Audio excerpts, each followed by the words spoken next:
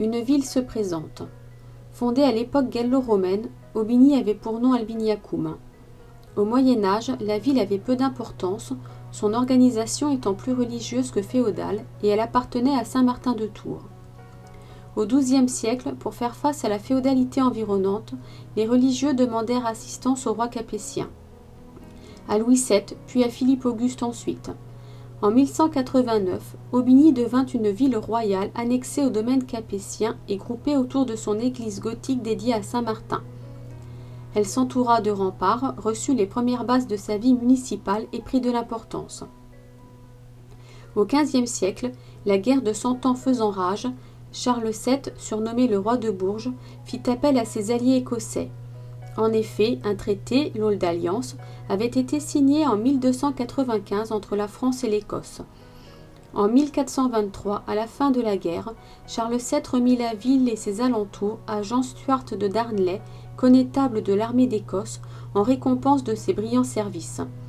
À partir de cette date, Aubigny devint la cité des Stuarts.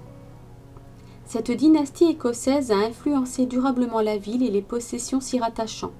En effet, les successeurs de Jean Stuart furent des personnages militaires importants.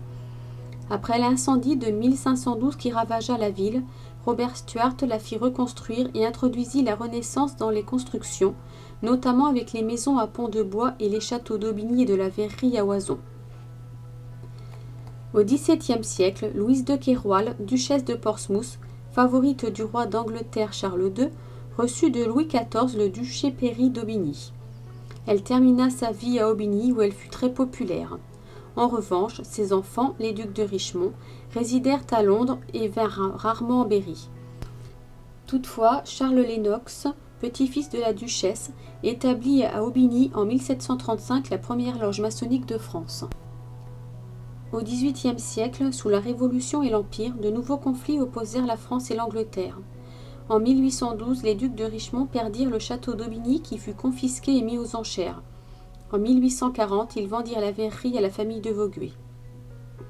Au XVIIe siècle, Aubigny fut divisé en deux communes, Aubigny-Ville, le bourg proprement dit, et Aubigny-Village, la banlieue. Sous la Révolution, Aubigny fut nommé chef-lieu de district, circonscription qui précéda les arrondissements.